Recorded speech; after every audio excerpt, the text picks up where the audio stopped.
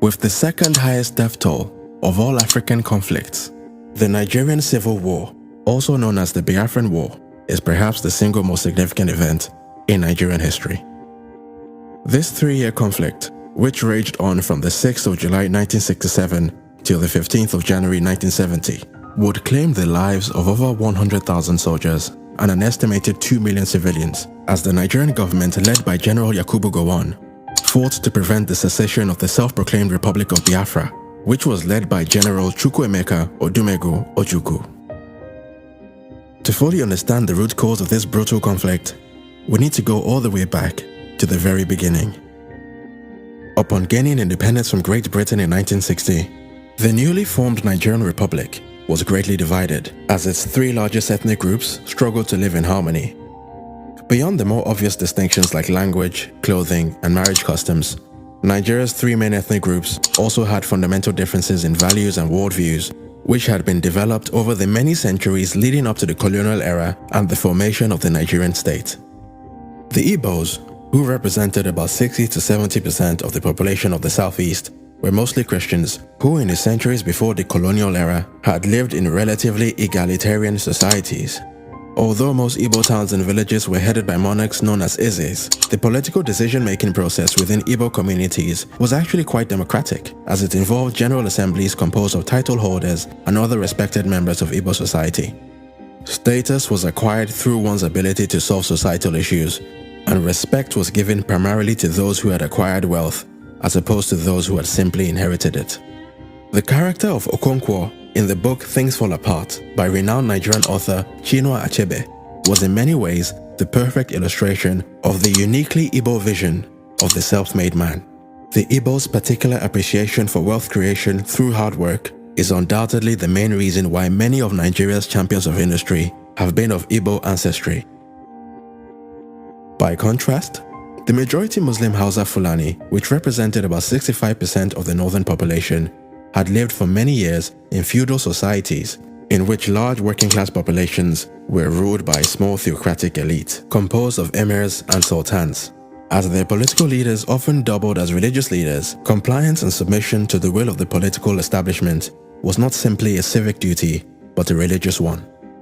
Very much unlike in Igbo societies, there was nothing particularly odd or shameful about a man aspiring to live a modest life as a farm worker, craftsman, or a nomadic cattle herder. But contrary to commonly held prejudices, the Hausa Fulani were not in any way lazier or inherently less enterprising than their southern counterparts. They simply had a deeper appreciation for religious discipline and had a more socially conservative worldview. However, there is no denying the fact that while the unquestioning submissiveness of northern societies to the theocratic establishment guaranteed internal stability and order, it also meant that the north was a lot less economically vibrant. Northerners were generally less open to new ideas and often completely rejected secular education in favor of Islamic education. Demonstrating the extent of Nigeria's north-south divide, some studies estimated that as at Nigeria's independence in 1960, northern Nigeria had an English literacy rate of just 2%, compared to the southeast, which had an English literacy rate of 19.2%. The Yorubas, which formed about 75% of Nigeria's southwestern population, were in many ways a sort of halfway house between the Igbos and the Hausa Fulani, both in terms of their religious affiliation and their political history. Although also majority Christian, they nevertheless had significant populations of Muslims as well as followers of the ancient Yoruba religions. In simple terms, the traditional Yoruba political structure was basically less autocratic than the Hausa Fulani, but not as democratic as the Igbo. For centuries, Yoruba societies were ruled by kings known as Obas, who governed in close consultation with chiefs, priests, and priestesses. Culturally, the Yorubas were quite similar to the Igbo in their appreciation for individual drive and ambition. However, the Yorubas tended to channel their energies towards excellence in the arts and academia, as opposed to pure industry and wealth creation. Many often point to the Yoruba's deep appreciation of the arts as the reason why many of Nigeria's most prominent cultural icons, such as Afrobeat legend Fela Kuti and the Nobel Prize laureate Professor Wole Soyinka, have been of Yoruba ancestry. But to say that the differences between Nigeria's 3 main tribes meant that every Igbo, Yoruba, or Hausa Fulani person hated anyone who wasn't from their tribe would be very far from the truth. In reality, most Yoruba societies got on well enough with Igbo societies. The main culture clash, if you like, was between the Hausa Fulanis of the north and the two major ethnic groups of the south. Prior to the colonial era, ancient Yoruba kingdoms such as the Oyo Empire had for many years suffered under several waves of jihadi attacks by the Islamic Sokoto Caliphate of the north, led by the famous Sultan Uthman Dan Fodio. Now, although the Igbos did not have a similar history of warring with the Hausa Fulani, the British colonial enterprise would create the perfect environment for the sharp differences between these two tribes to be brought to the forefront. In 1914, British High Commissioner Frederick Lugard effectively created the country we know today as Nigeria by bringing the northern and southern regions together in the now infamous Nigerian amalgamation of 1914. Till this very day, the feeling amongst many Yoruba and Igbo historians is that one of the main purposes of this amalgamation was to place the more affluent South under the control of the autocratic North. The theory goes that by joining the more educated and therefore less controllable southern region to the much larger northern region, the British government was better able to implement its policy of indirect rule, as the amalgamation essentially gave dominion over the entire country to the northern elites, who were significantly less rebellious and generally more amenable to British interests. It is also worth noting that from 1914 onwards, the British adopted a practice of placing northerners in key leadership positions within the colonial administration. Despite being generally better educated, southerners were more often than not limited to managerial and executive roles within the colonial apparatus. When the struggle for Nigeria's independence began to take shape, it was mainly Yoruba and Igbo intellectuals such as the political activist Fumi Ransom Kuti and the renowned jurist Jaja Wachuku that led the fight for Nigeria's sovereignty. According to some historians, many of the northern elites were not at all welcoming to the idea of an independent Nigeria, as they feared that independence would mean losing the privileged positions that they had enjoyed under the colonial structure. The story goes that as a condition for them agreeing to support the push for Nigeria's independence, the northern leadership specifically demanded that the new nation maintain its colonial political structure. And even though it pretty much guaranteed a continuation of the North's dominance, the Igbo and Yoruba leaders, in their desperation to gain independence at all costs, agreed to the North's demands. And so upon its independence on the 1st of October 1960, the Nigerian state was divided into three geopolitical regions, in which a disproportionately large northern region was united with two smaller eastern and western regions. Nigeria's British-style parliamentary government was led by its first and only Prime Minister, Alhaji Abubakar Tafawa Balewa, the northern co-founder of his political party, the Northern People's Congress. Tafawa Balewa's NPC party governed in coalition with the Igbo-aligned National Council of Nigeria and the Cameroons, which was led by Nigeria's Governor-General, Dr. Nnamdi Azikiwe, the man who would later go on to serve as the ceremonial president of the First Nigerian Republic, which was established in 1963. The Yoruba-aligned Action Group Party, which was headed by Chief Obafemi Awolowo, played the opposition role.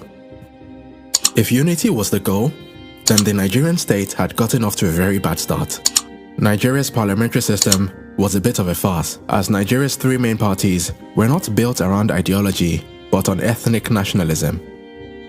With the vast majority of Nigeria's general population still largely unfamiliar with the Western-style democratic system of their new country, pretty much everyone voted based on ethnicity.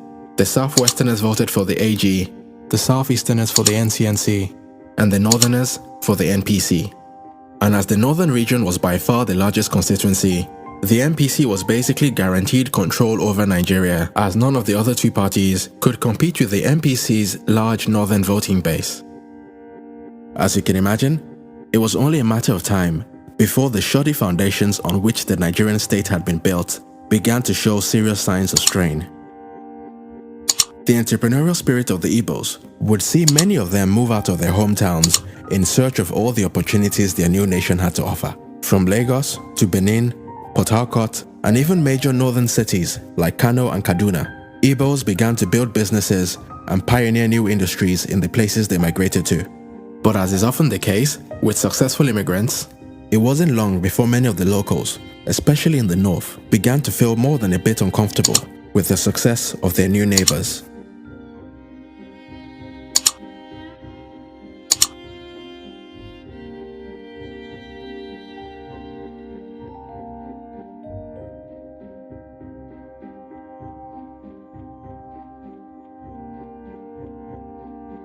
One thing I've noticed, Premier, while I've been here, is that Northerners seem to have, I might almost call it, obsession about the Igbos. Could you perhaps explain that to me? Well, the Igbos are more or less the type of people whose desire is mainly to dominate everybody. If they go to a village, to a town, they want to monopolize everything in that area. If you put them in a labor camp as a laborer, within a year they will try to emerge as headman of that camp, and so on. Well, in the past, our people were not alive to their responsibilities, because you can see from our northernization policy that in 1952, when I came here, there weren't 10 northerners in our civil service here. Then I tried to have it northernized, and now all important posts are being held by northerners. Is this policy of filling all key posts in the north solely with northerners and not with other Nigerians a temporary or a permanent one?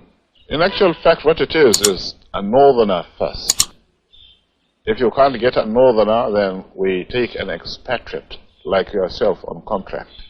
If we can't, then we can employ another Nigerian, but on contract too.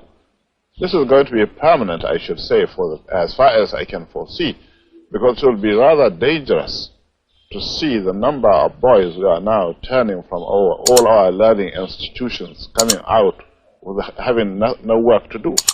I'm sure whichever government of the day might be, it will feel rather embarrassed, and it might even lead to bloodshed. Doesn't this damage the idea, sir, of all people in all regions in Nigeria being fellow citizens of one country? Well, it might, but you are, new to our region, but how many northerners are employed in the east or in the west? The answer is no. And if there may be 10 laborers employed only in the two regions.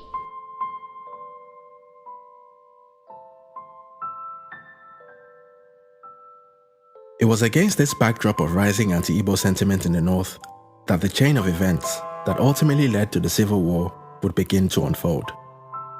By as early as the year 1966, most Nigerians had already begun to resent the ruling elite for their lavish lifestyles and lack of sensitivity to the concerns of the masses.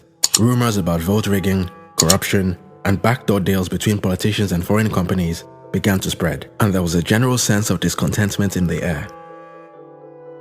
Deciding that enough was enough, Major Chukwuma Kaduna Nzeogu, an Igbo officer in the Nigerian army, instigated a revolutionary coup against the federal government. This coup would see the assassination of the Prime Minister Tafawa Balewa, the Premier of the Northern Region Sir Ahmadu Bello, as well as the Premier of the Western Region, Chief Samuel Akintola. But rather suspiciously, the President, Dr. Nnamdi Azikiwe, would manage to escape the bloodbath as he was out of the country on holiday when the coup took place. But despite the execution of many key members of the government, the coup led by Major Nzeogu was ultimately unsuccessful, as it was quashed by a different faction of the Nigerian army, led by Major General Johnson Aguiyi Ironsi, who, interestingly enough, was also of Igbo ancestry. After managing to secure the surrender of the coup plotters, Aguiyi Ironsi was declared military head of state. But even though both the instigator and the stopper of the coup were of Igbo descent, various conspiracy theories began to spread in the north, suggesting that the entire thing was all part of an undercover master plan to put General Aguiyi Ironsi in power and transfer control of Nigeria over to the Igbos. Oddly enough, there was actually a fair bit of evidence in support of this theory. 4 out of 5 of the coup plotters were Igbo, and although Aguiyi Ironsi stopped the coup, he did not execute any of the coup plotters. To make matters worse, no significant Igbo leader was killed in the coup. President Nnamdi Azikiwe had avoided all the drama thanks to his suspiciously timed holiday, while Michael Okpara, the Premier of the Eastern Region, had also managed to survive the coup, even though he did end up losing his job to Colonel Chukwuemeka Ojukwu, the man who would later go on to lead Biafra's attempt to break away from Nigeria. These anti-Igbo conspiracy theories would eventually grow from mere rumor and conjecture to an article of faith in the minds of many Northerners. And on the 29th of July 1966, a group of Northern Army officers instigated a counter-coup against the Ironsi administration. Unlike the previous one, this coup was successful. Major General Aguiyi Ironsi was assassinated, and Lieutenant Colonel Yakubu Gowon, a northerner, was installed as Nigeria's new military head of state.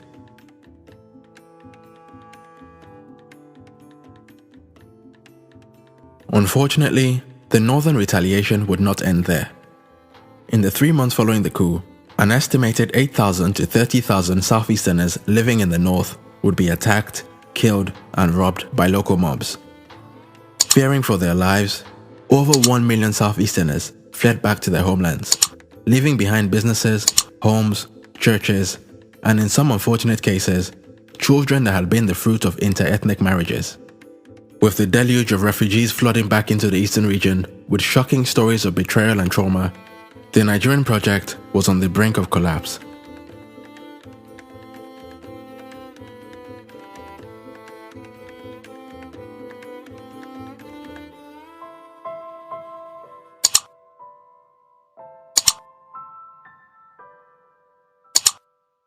As many Easterners no longer felt safe in other parts of Nigeria, the military governor of the eastern region, Colonel Ojukwu, began to call for Igbos from all around Nigeria to return home. Rumors about the eastern region's impending breakaway from Nigeria became front-page news after it was reported that a plane carrying imported weapons had crashed in the eastern city of Enugu. Knowingly or unknowingly, Colonel Ojukwu essentially confirmed all rumors with a series of rousing criticisms of the Gowon administration's failure to provide adequate protection to the thousands of Igbos who were being attacked and killed by people they imagined were their fellow citizens. With tensions at an all-time high, General Yakubu Gowon and other key members of the government agreed to meet with Colonel Ojukwu at a neutral location so that both sides could try to de-escalate the situation. This 2-day meeting would take place in the Ghanaian town of Aburi from the 4th to the 5th of January 1967. To Gowon's great surprise, Colonel Ojukwu took the meeting very seriously and was very well prepared. He set out very clearly all of the eastern region's demands, which included greater political autonomy, greater control over the revenue from the southeast oil deposits, and also a restructuring of the Nigerian army in a way that devolved powers to the regions and got rid of the unfair recruitment quota system, which had allowed for a disproportionately large number of northerners to join the Nigerian army.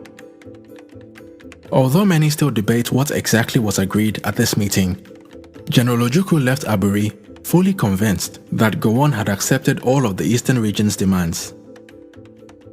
This controversial agreement, known today as the Aburi Accord, was not honored by the Gowon administration.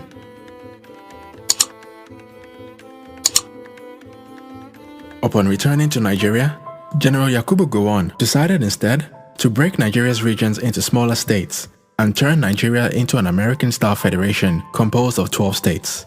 Except unlike in the American system, each state had very little autonomy and very little control over its own resources. For many in the southeast, this was the last straw. With the Gowon administration having put its cards on the table, Colonel Ojukwu's mind was made up. He proceeded to consult with the various chiefs and traditional rulers of the eastern region, and on the 30th of May 1967, Ojukwu officially announced the secession of the eastern region and the establishment of the state of Biafra. And with the support of many key members of the southeastern leadership, Colonel Ojukwu cut all ties with the Nigerian army and was proclaimed General Ojukwu, Biafran President and Commander-in-Chief of the Biafran Army. The declaration of Biafra's secession was celebrated in the streets. For many, the establishment of Biafra was a long-awaited restoration of the pre-colonial sovereignty of the region and the beginning of a bright new dawn for its people. But unfortunately, the celebrations would be short-lived, as the Nigerian government's response was to declare war on Biafra. And although the Biafran army had no air force, no navy, and a chronic shortage of weapons and manpower, General Ojukwu was surprisingly optimistic about his new nation's ability to withstand the Nigerian army.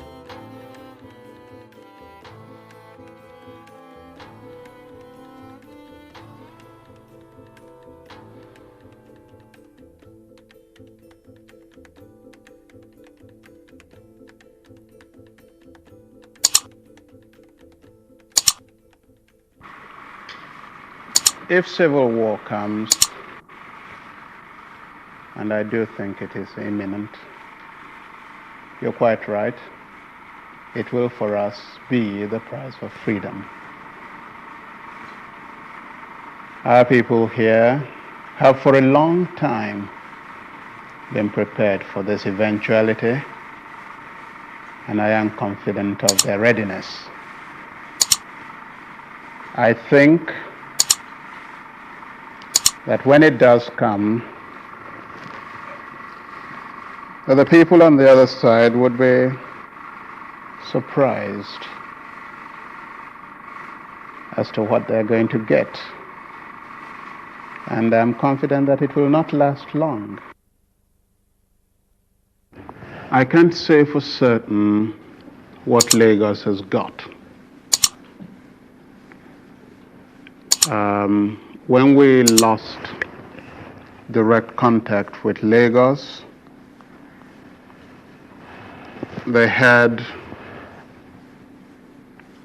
some 4 battalions, ill-equipped,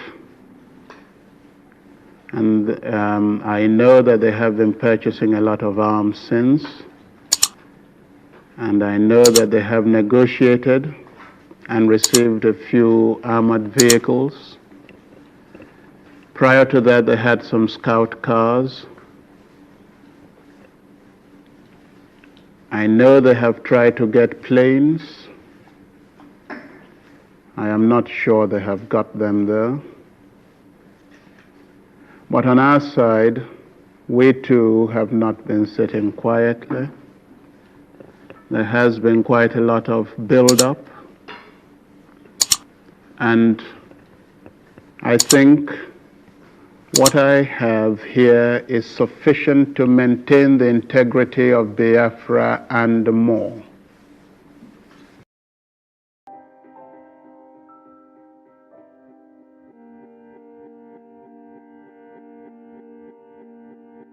But putting aside General Ojuku's confident fighting talk, the reality of the matter was that Biafra was by far the underdog in this fight. The Nigerian military was larger, better funded, better trained, and had secured the support of Britain and other world powers. The expectation in Lagos was for the war to be over within a matter of weeks, or in the very worst case scenario, 6 months. But much to the surprise of the Nigerians, the Biafran army would prove a lot more resilient than they could have ever imagined. Despite being composed of a largely untrained and unskilled group of young men and teenage boys, the Biafrans would manage to withstand the Nigerian onslaught for 3 brutal years.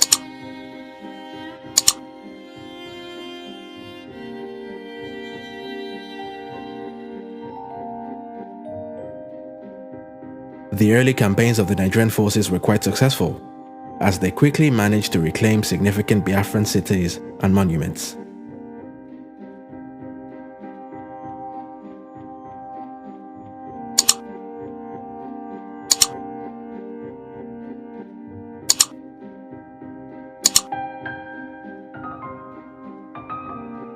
But after nearly a year of fighting, the war reached a stalemate as the Biafran army began to stand its ground and maintain control of key cities and towns. Within the nation itself, the civilian population tried to carry on living life as normally as they could.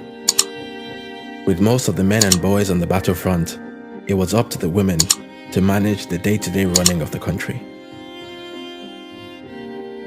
But as the war raged on, any hopes that the civilian population had of continuing to live their normal lives began to fade away. With both sides unable to reach an agreement, despite several attempts at peace talks, including one in Ethiopia presided over by Ethiopian Emperor Haile Selassie, the Gowon administration came to the very reckless conclusion that the only way to break the deadlock would be to trigger its nuclear option.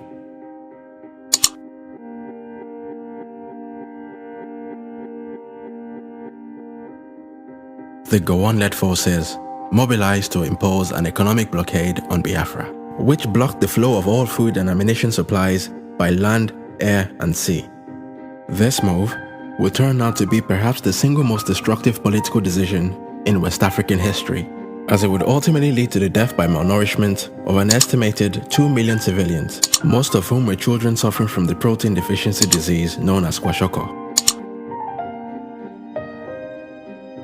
You see, prior to the war, dietary protein in the Biafran diet primarily consisted of locally sourced seafood, as well as dried stockfish, which was imported from Norway.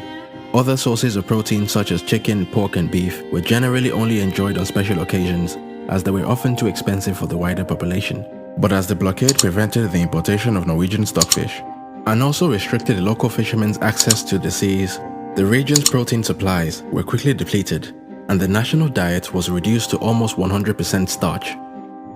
As the war took place around the golden era of TV media, the images of millions of malnourished Biafran children, projected on TV sets worldwide, would be one of the global community's earliest introductions to the now infamous trope of the starving African child.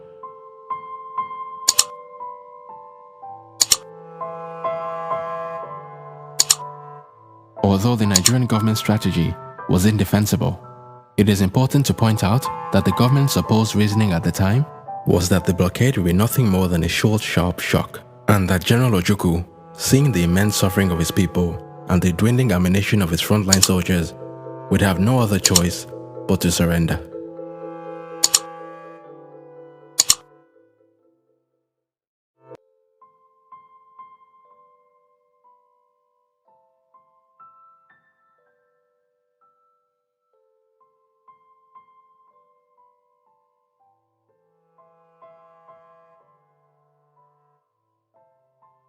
However, what the Nigerians had failed to realize was that the Biafran state had secured the support of a foreign benefactor of its own. Although the only countries to publicly recognize the state of Biafra were Tanzania, Gabon, the Ivory Coast, Zambia, and Haiti, Charles de Gaulle's France had taken a secret interest in Biafra, as it saw it as the perfect addition to its sphere of influence in West Africa. According to French President Charles de Gaulle, Biafra was a just and noble cause, and so working closely with the French-aligned governments of the Ivory Coast under President Félix Houphouët-Boigny and the Gabonese Republic, led by President Omar Bongo, the French government helped to prolong the war by providing Biafra with weapons, mercenary fighters, and as much food as could be smuggled past the Nigerian blockade. France also publicized Biafra's cause on the international stage, describing the situation as nothing short of a genocide. The eventual discovery of France's involvement in the war would lead to protests on the streets of Lagos, with many accusing the French government of being the real reason why the war had continued, despite the fact that the Biafran forces had very little chance of overcoming the Nigerian military.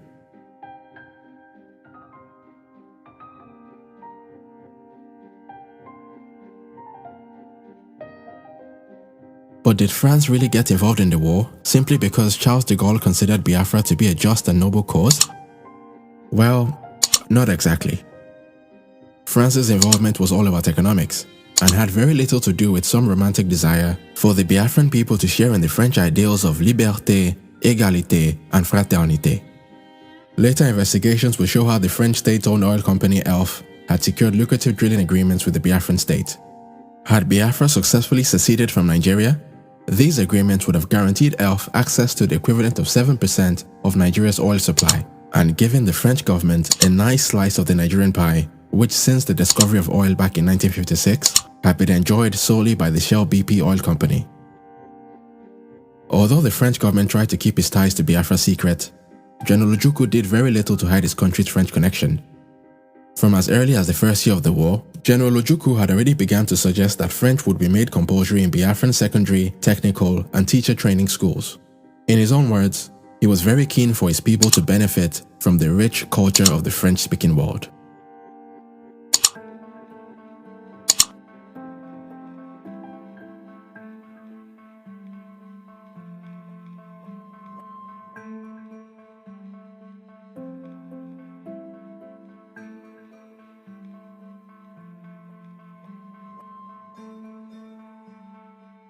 As the death toll began to rise exponentially, the whole world was becoming more aware of the level of carnage and immense suffering of the Biafran people. The Nigerian diaspora was galvanized, and protests and counter-protests began to take place on the streets of London and New York. Some Nigerians blamed General Ojukwu for the deaths of his own people, arguing that by continuing in a war that he knew fully well he could not win, he was putting his personal ambition ahead of the lives of millions of people. But for many in the Biafran diaspora, the economic blockade was nothing short of a vicious genocide aimed at exterminating the Igbo people once and for all.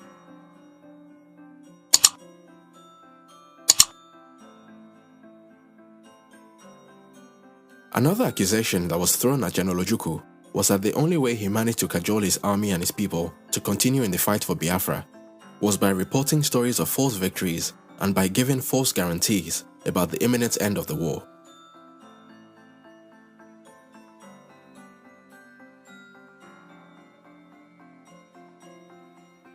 On the Nigerian side, the government continued to double down on its position.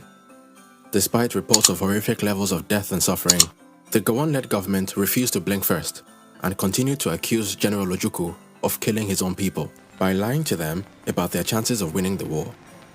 I do not wish to say anything on this occasion that might be regarded as prejudicial to the peace talks now going on in Kampala, Uganda. But in the words of Mr. Asika, the rebel leaders ought to know when enough is enough.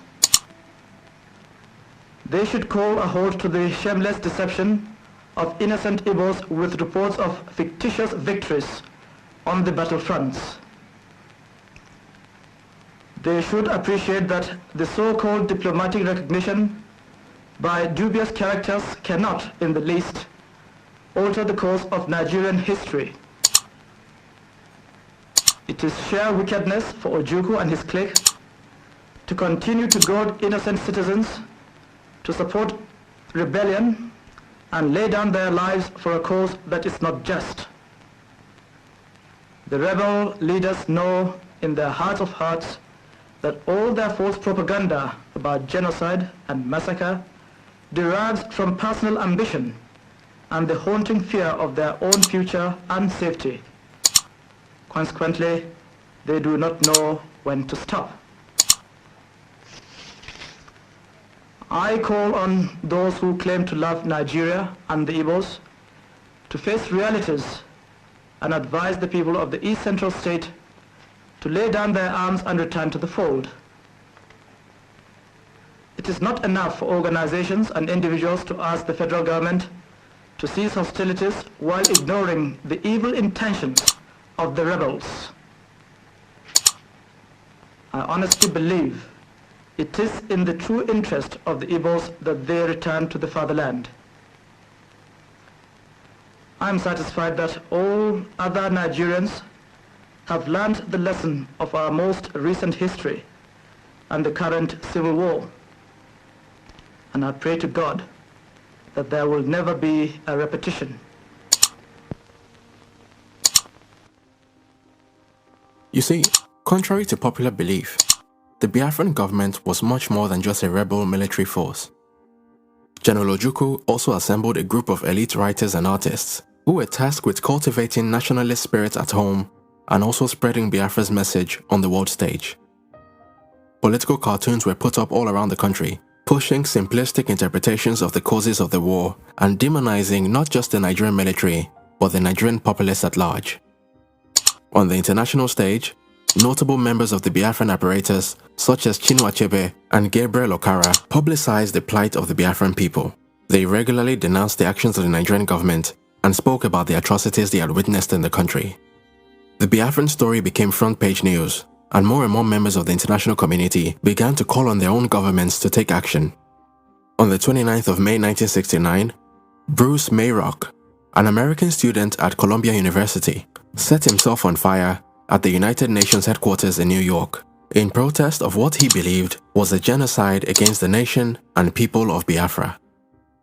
He was pronounced dead the very next day.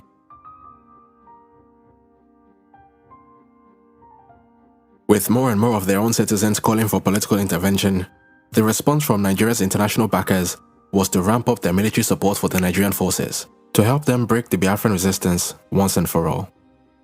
With their increased firepower, the Nigerian Federal Forces launched another major attack on the Biafran defense in the last week of December 1969. This final offensive, known as Operation Tailwind, was executed by a battalion led by Colonel Olusegun Obasanjo, a man who would later go on to be a two-time president of Nigeria. Operation Tailwind would ultimately break the deadlock. After over 3 weeks of heavy fighting, the last two major strongholds of Owerri and Uli fell to the Nigerian forces. Unwilling to go down with the Biafran ship, General Ojukwu fled by plane to the Ivory Coast, leaving behind his deputy Philip F. Young to negotiate the terms of Biafra's surrender to General Yakubu Gowon on the 14th of January 1970.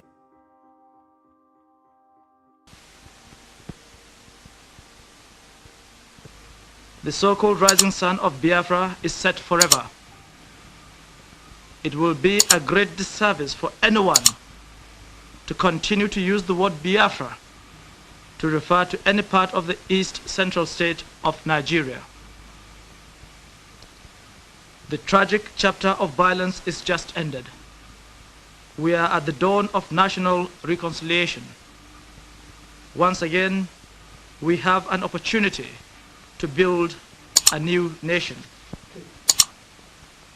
You will have heard that my government may seek the assistance of friendly foreign governments and bodies, especially in the provision of equipment to supplement our national effort.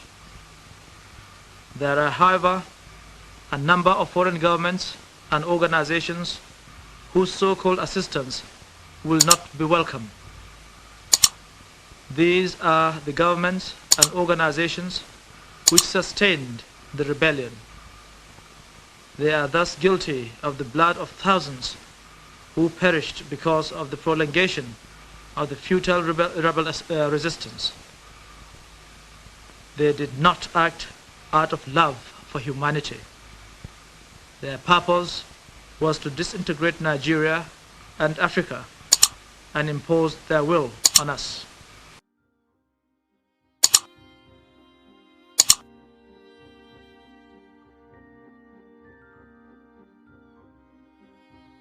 To say that the Nigerian government did not do enough to bring healing and reconciliation in the years following the war would be a gross understatement. Even the federal troops that were deployed to assist in the resettlement of the survivors of the war would be accused of taking advantage of the people that were there to help. I have complaints about the behaviour of your troops. Many women say they've been molested and raped. Men say their property has been taken away from them, looted. Do you know anything about this? I don't think that is true to say general looting and raping and the rest of it. That couldn't be true. You know, in every war, there's always one or two odd soldiers who will behave in the out of the general pattern. And well, I won't deny that there will be cases of this. And you do realize that it's not very easy for officers to be there all the time to check this type of thing. But everything has been done to keep the soldiers out of the villages, out of the roads, out of the towns. But here in the centre of this town, Colonel, I've personally seen soldiers taking household gear away from people's homes, loading it onto trucks and driving away. A sergeant major stopped one truck and made them take some stuff off. That sometimes we carry refugees with their belongings from the towns to the villages. Yeah. This could be. But this was just property being taken out of a house, furniture, a bedstead, among other things. Well, that might be one of the cases, the few odd cases I've talked about. But there are always people around who will check this type of thing, you know.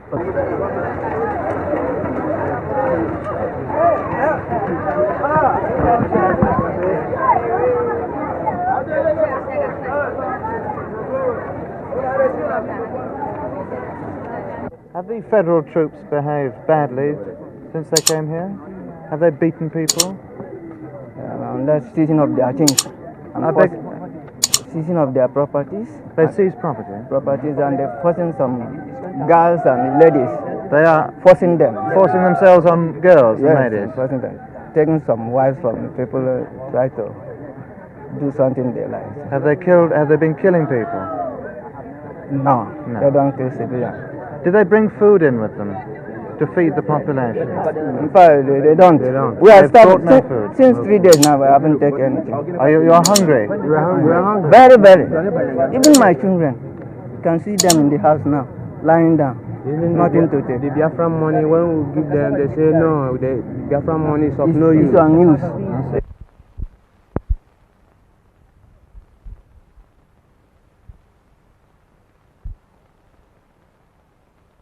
you know anything about raping or looting? No, I know nothing about that. What about food supplies? Is it true that the relief supplies are not coming in?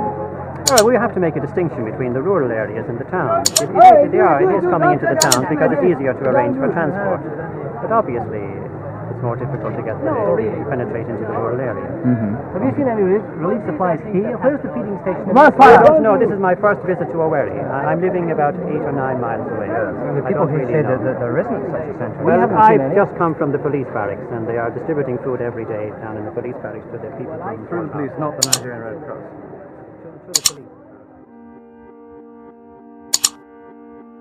The war had left millions of Igbos homeless, bereaved, and unemployed.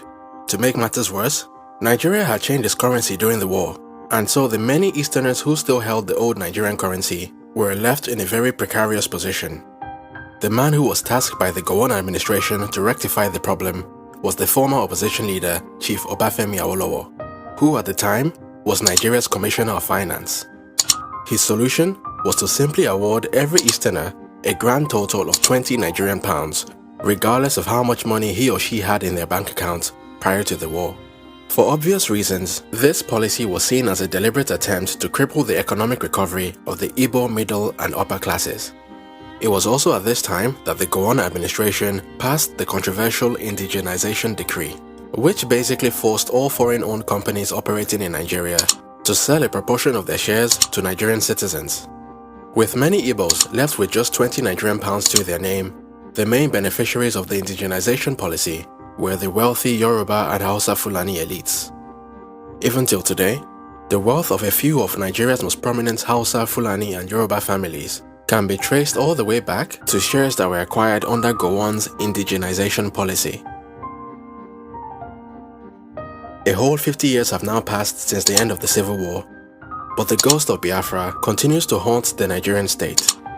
Just 1 year after the death of General Ojukwu in 2011, a group known as the Indigenous People of Biafra, or IPOB for short, became the latest among several post-war Biafran secessionist movements that have tried to lead a second Biafran breakaway. The response from the Nigerian government has again been very heavy-handed, showing how little has been learned from the mistakes of the war. The IPOB leader, Nnamdi Kanu, has been arrested and harassed numerous times by the Nigerian state, which has only helped to energize his base and build his cult-like following.